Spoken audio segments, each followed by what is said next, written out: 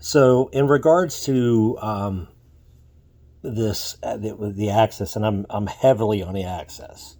If the Axis S2 was a horse, I would be putting all my money on it. But you can get, and one thing I've learned from Joe Bastardi in particular, and probably DT to a degree, is that you can have an MJO where you have convection firing off in a favorable phase. So you could be firing off in phase 7, phase 8, but then you can have convection firing off in, say, like phase 3 in November, December, January. That would cause guidance to get distorted. So, but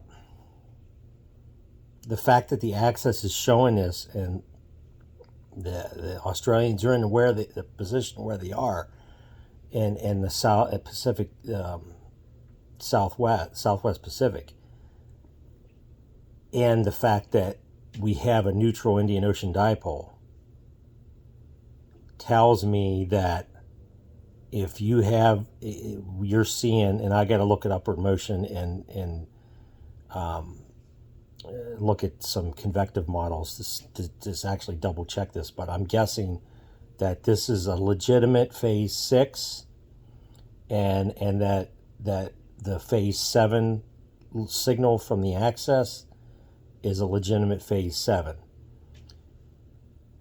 because of the neutral IOD, and because I don't think that there's anything even in the face of the SOI, even though the 90-day went down a little bit today, the something with the SOI that maybe I'm just not understanding, and with what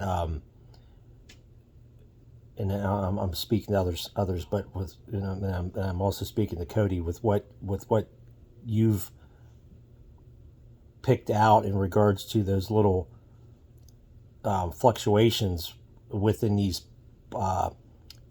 positive daily value runs, where you go from like minus 20, where you go from plus 20 one day to plus 9 the next day, and just some of those fluctuations in there. But we want to get that equal pressure between Darwin and Tahiti, but I think there's something with that fluctuations within those positive runs. We want to get those 30 and 90-day values running negative, of course, but I think in the face of that neutral IOD, the what I believe to be a weak La Nina trending to a cool neutral ENSO state, which is 60-61. One of my analog years, not being talked about much, 95-96, my number 2, which is maybe turning out to be my number 1. But based on all that stuff going off in the Indian Ocean, I don't think the SOI is gonna. It's funny, these connections, the Indian Ocean, the SOI to the MJO to the North Pacific to the 48, the lower 48 in North America. Sometimes,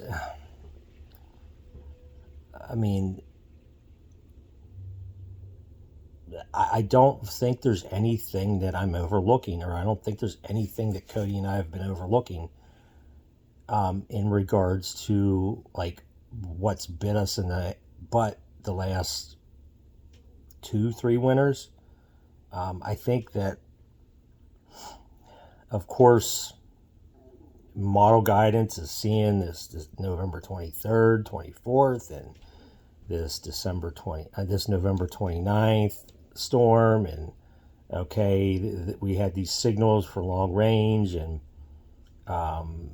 they didn't verify to the intensity, of course, but they did something verified, not to the degree of model guidance was showing. Now,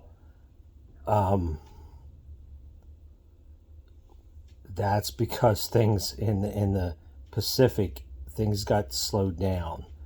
Things weren't lining up, and maybe it's like a little bit of excitement on my part and others too. Not just me, but I know. I mean, I'm only responsible for myself, but it's kind of rushing because things were lining up. I mean, seasonally, how I've seen things with my outlook that I put out in August, October, but I started working on it in August. So I put my seasonal outlook out in October, and like thinking back through that, and then seeing the stuff coming up for that November 23rd, 24th, and 29th time frame, those storm signals, and not having them verify. Maybe it was a lapse of judgment on my part because I'm a little excited.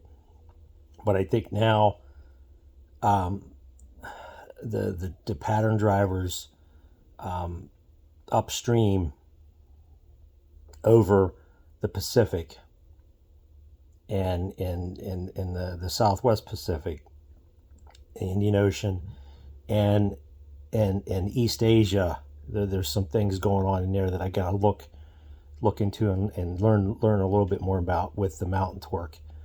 I think things are starting to line up, especially with the Axis MJO. I gotta say that's, in my opinion, and I know a lot of others too, is the best MJO plot out there. So I'm going to lean on that. The European Extended has been doing well in regards to consistency. Then the GFS and the CFS V2 MJO plots have been doing well, but based on the Axis and the Axis alone, where I'm seeing where that forecast is concerned, to me, that lines up with what I've been seeing in the teleconnections, the European Extended teleconnections, and just across the board with some little nuances, and like, okay, I can see where this goes because of what I'm seeing in the Axis, and synoptically I can see, okay, this is going positive, but I can see how it goes. Yes, I can see how it goes negative because of those upstream conditions that are going. And I think once that switch clicks, and I think it's going to be after the 5th and 6th here, which the 5th, 6th storm I think is going to be sneaky. I don't think it's going to be a big storm, but it's going to be, it's either going to be maybe like a 1 to 3, 2 to 4 back end thing, mostly for the mountains west of I-81 and west. Definitely going to be noticeable in regards to the temp change, but we have this 8th, 9th time frame that really, really needs to be watched. That's all I got to say. And we got our eyes on it like hawks. And then from that point on, that is going to be crucial. I think if that develops the way I think it's going to develop, and we get that cold air seeded into the pattern, and that ridge builds, that cold air gets locked in at the surface. The one thing I always say to Cody, and I've learned this from I think Bernie Rayno said it, Joe Bastardi said it, and even DT has said it. We don't live at 500 millibars. So if you have cold air locked in at the surface and somebody posts a 500 millibar that has red paint bomb coming across the eastern U.S., they need to understand that we don't live at 500 millibars. That cold air is locked in at the surface, and it's seeded into the pattern. That 500 millibar isn't going to matter.